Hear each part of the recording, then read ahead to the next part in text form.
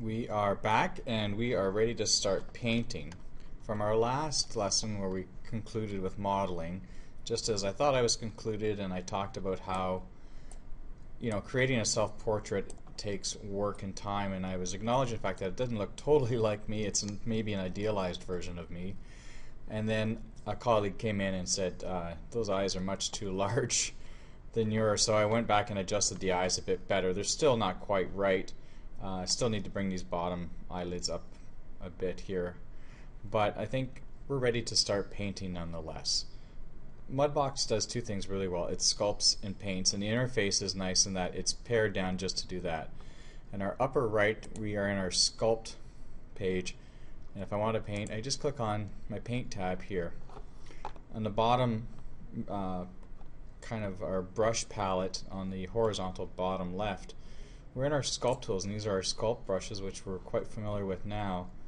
I'm going to click on my paint tools, and in our paint tools, I'm just going to click on this first paintbrush. When I do, you can see I get options for my brush, and I can just start painting. Well, no, I can't, because I don't have a paint layer associated with my mesh yet. Let's just call this, we'll call it SelfPortrait paint. Usually the default size is about 1024, but if your computer can handle it and if you have the RAM, let's go 496.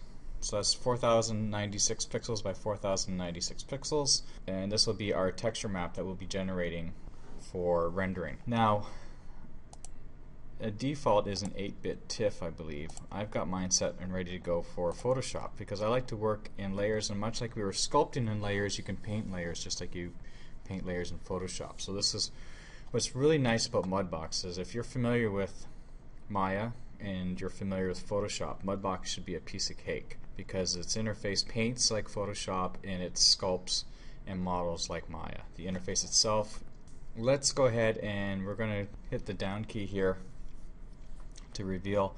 By default, we're painting on our diffuse layer. We have specular gloss, incandescence, opacity, vector displacement map, bump map, normal map, and reflection mask. These layers, or channels, sorry, these channels are associated with channels in Maya shaders. So let's just stick with our diffuse and hit OK. Now when I can start painting, you can see that I'm getting a nice green paint. I don't want that. You can see that, obviously I don't want that, but you can see that I'm not painting on the eye because in my object list I have the eyes locked out. Actually, I do. They're locked. I'm just going to delete this layer just by clicking on my garbage can here.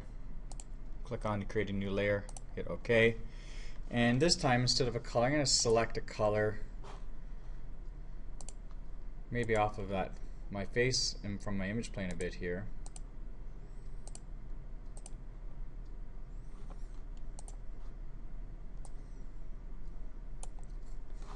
And instead of just trying to paint this on, I can turn mirror on, which might save some time, which would start painting. But I think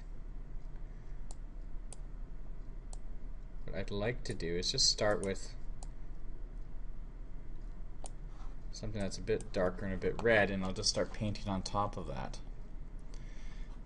And instead of trying to paint all around, why don't we just scroll down in our properties and we can say flood paint layer. So now our whole paint layer is flooded in that red. And I like to use red because it's if you've ever taken any painting classes and you're an illustrator, painter, it's nice to kind of work on top of layers. So having these kind of primary color layers to start painting on top of gives really nice depth to what we're trying to achieve. I'm just going to create a new layer here, hit OK. But this time I'm going to, you can see we haven't really mentioned stamps or stencils, but stencils are great for painting textures.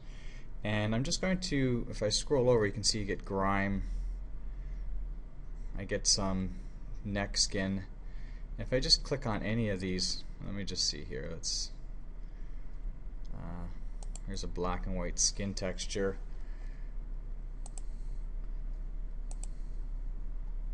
kind of like this grime scratch area, and now I'm going to pick on this new layer here.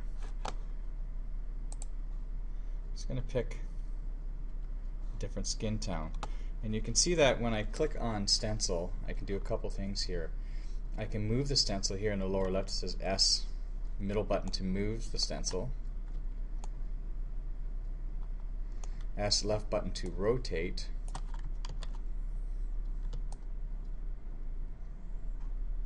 and S right button to scale, so I can scale this up or down.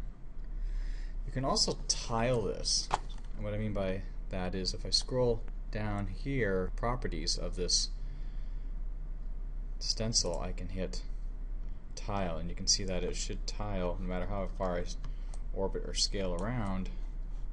It's tiled this, and that also allows me to S right mouse to scale this down now, and I'll still have some great texture. So now with this selected, I'm just going to hold my B key down to get a larger area, and I'm just going to start painting.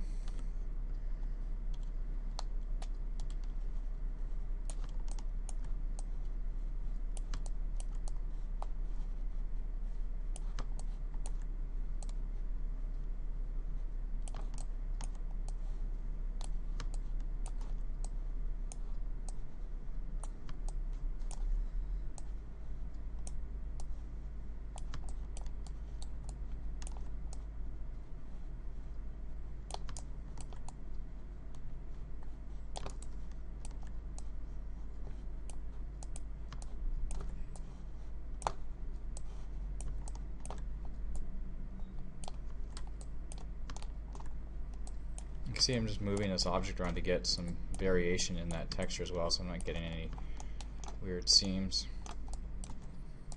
And of course,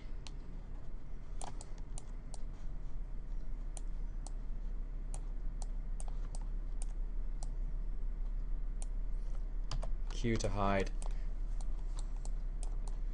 And I've got some interesting texture on that face.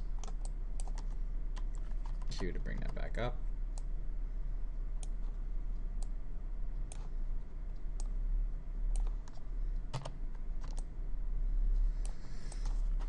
And we can just start creating more layers, different colors.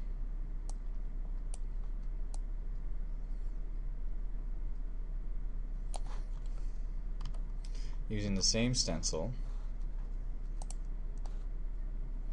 or different ones.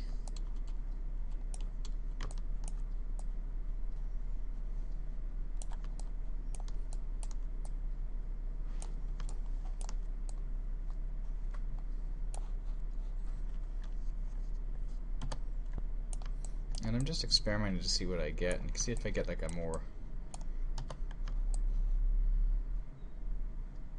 I use that light gray to begin with, and I'm not getting a lot of those edges showing through, but when I use that red, you get the seam of that texture. So we can start playing with this. And when we come back, I'll just deal with this more, but this is just meant to be an introduction to painting in 3D, and you can see probably right away you've got enough material to start painting on your own. But we'll look at some more kind of tips on painting skin when we get back.